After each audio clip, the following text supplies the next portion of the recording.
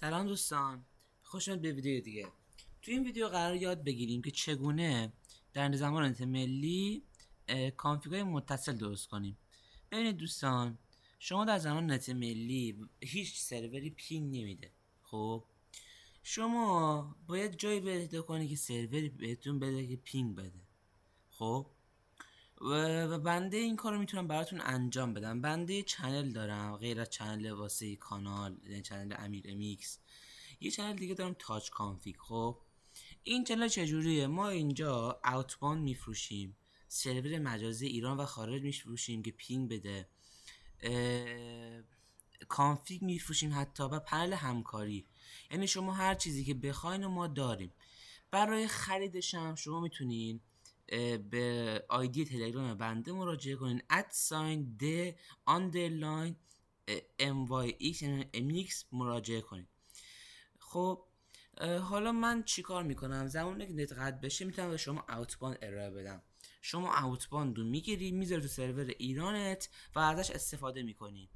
یا میتونم بهت سرور مجازی ایران و خارج ارائه بدم که ازش استفاده کنی و بتونی کانفیگ بسازی بفروشی.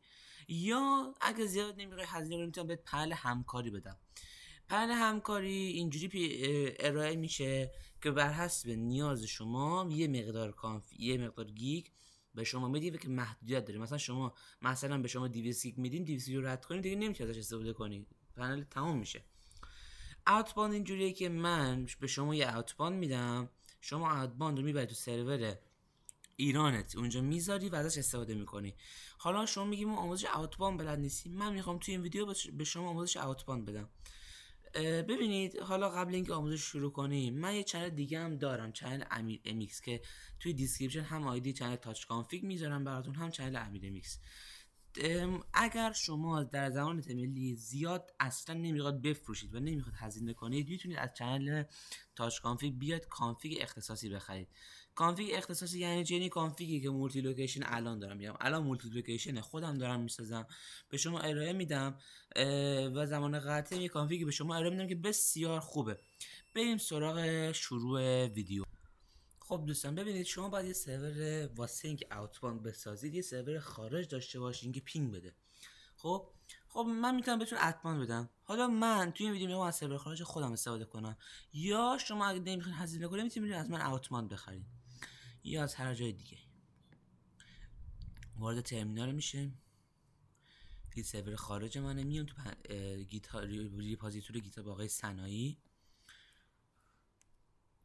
پنل سنایی میخوایم نصب کنیم. فیلتر رو باید خاموش کنیم، بهتون گفته باشم. من ویدیو رو میزنم. خب دوستان میام اینجا، یه لحظه، اینتر وای اینتر. شما آموزش پنسنی من تو ویدیوی اولم بهتون آموزش دادم، هیچ تغییری هم نکرده. حالا شاید جزئی آپدیت‌های جزئی که داده باشه تغییر خاصی نکرده. دوستان ببینید کانفیگ های ما در زمان نت ملی هم وصل هستش. خب این اگه بخواید خرید بکنید من واقعا بهتون دارم تضمین میدم که وصل هستش. اگرم قطعی داشت ما سریع رفعش میکنیم. خب کانفیگ ما مولتی لوکیشن هستش و لوکیشن هایی هم که داره بخوام براتون بگم، آلمان داره، سوئد داره، فرانسه داره، فنلاند داره و اگر بخواین شما میتونید براتون ترکیه هم بذاریم. قیمتش هم توی باتمون هستش.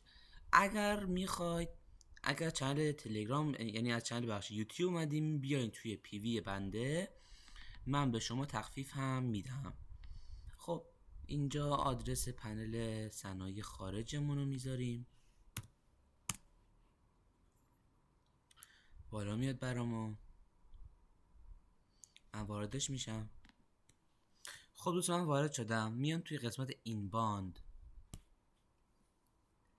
یک این باند میسازم با ورد 443، یه موضوع ساده بدون هیچ دردسری. میام تو بخش کلاینت یه دونه کلاینت نامحدود میسازم. ببین اوتبانده که ما میدیم، شما مثلا میگی 200 گیگ، من 200 گیگ به شما میدم، مثلا اینجا مثلا 200 گیگ 30 روزه یا 200 گیگ بدون محدودیت زمان. خب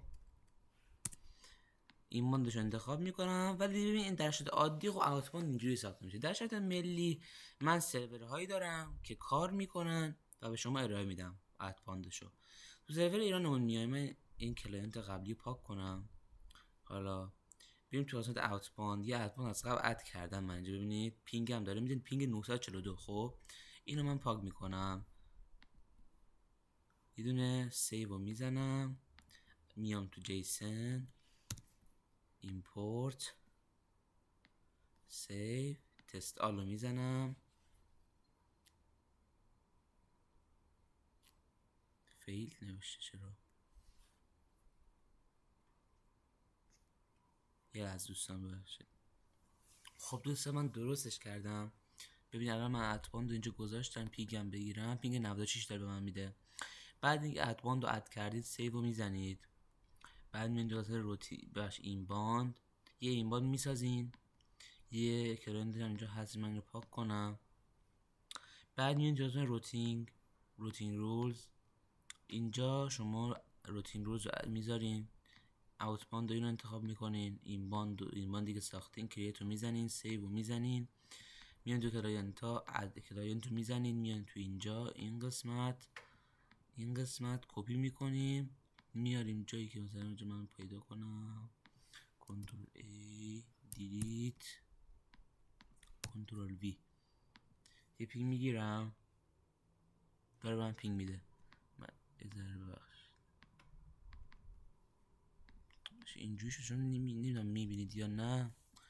یه لحظه من ستینگ رو بازم سفید کنم اینجا رو، چیکار کنم اینا. ای بابا بذار من این باید کنم. خب اینجوری شد بهتر. اگه اینجا دقت کنین پینگ 153 داره، 151 داره میده اینجا، چون یه ذره بد رنگ بود فکر کنم شما ندیده باشین.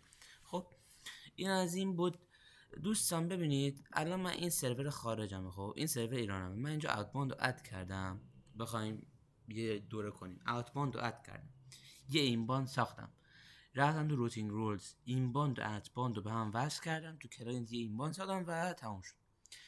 شما وقتی نت قطع باشه یه سرور ایران میتونی از من تهیه کنی که پینگ بده، بعد با اون سرور ایران میتونی بری شما یه اوتباند هم تهیه کنی بذاری روش و کانفیگ بسازی و بفروشی. یا که نه میتونی یه سرور خارج از من بخری، یه سرور ایران از من بخری که هرداش پینگ بده، یا از یه جای دیگه. فکر نکنم جایی باشه که تو قطعی نت سروری بده که پینگ بده. حالا شما میتونی برید تحقیق کنی بگردید، من به شما کاری ندارم. این از این بود. حالا یا یه روش دیگه داری که میتونی تانل کنی، یعنی همین داشتم میگفتم، بری یه سرور ایران بخری یه خارجی بخری تانل کنی. خب تانل کردنش هم میتونید تانل کنید، ولی خب یه ذره هزینه‌اش بیشتر میشه. یا که نه برید پنل همکاری بخرید، خب پنل همکاری بهتره به نظر من از همه اینا، یا اوتباند بخرید، فرقی نداره، بستگی به خود شما و بودجه شما داره. یا که نمیتونی کانفیگ بخری از من، بری دلالی کنی بفروشی که نمیارزه. ولی خب بازم مرسی تا اینجا ویدیو با من همراه بودی. ویدیو بعدی آموزش تانل کردن داریم. خیلی ممنون، خدا نگهدار.